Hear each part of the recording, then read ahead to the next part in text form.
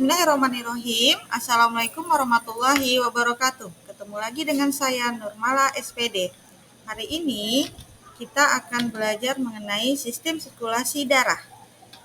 Tujuan pembelajarannya, melalui kegiatan pembelajaran dengan model PBL, diharapkan peserta didik dapat menganalisis komposisi darah, sel-sel darah, dan plasma darah.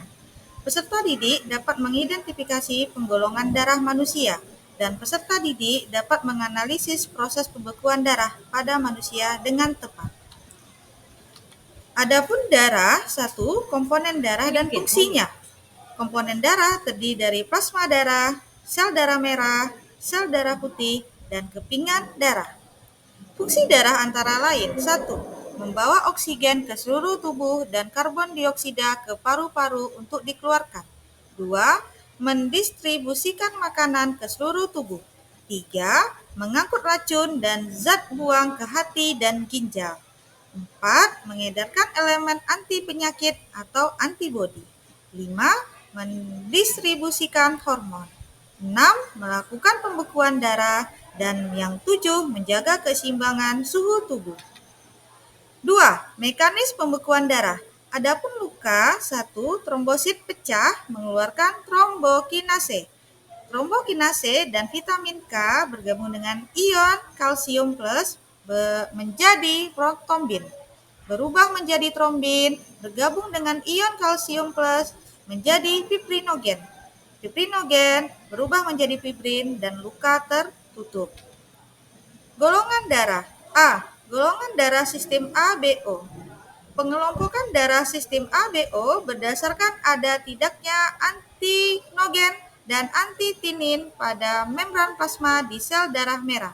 Golongan darah tipe O adalah donor universal, sedangkan golongan darah AB adalah refesien universal.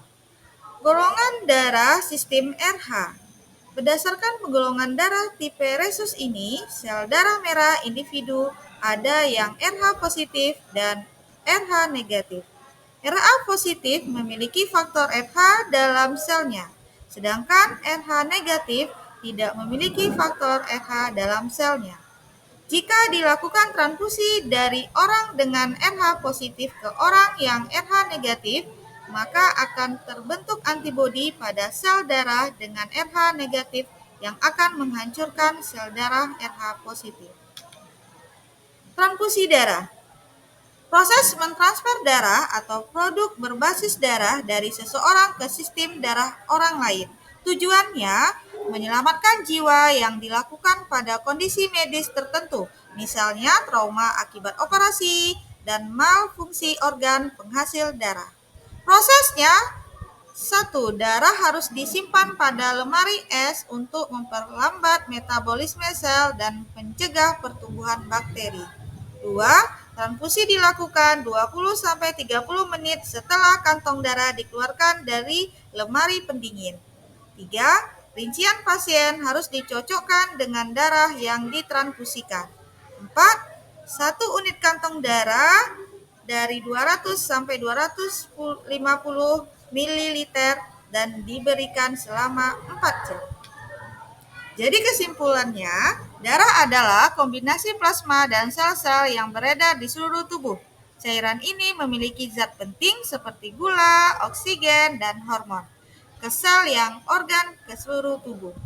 Fungsi lain dari darah adalah mengangkut limbah dan bahan-bahan kimia hasil metabolisme dari sel-sel tubuh.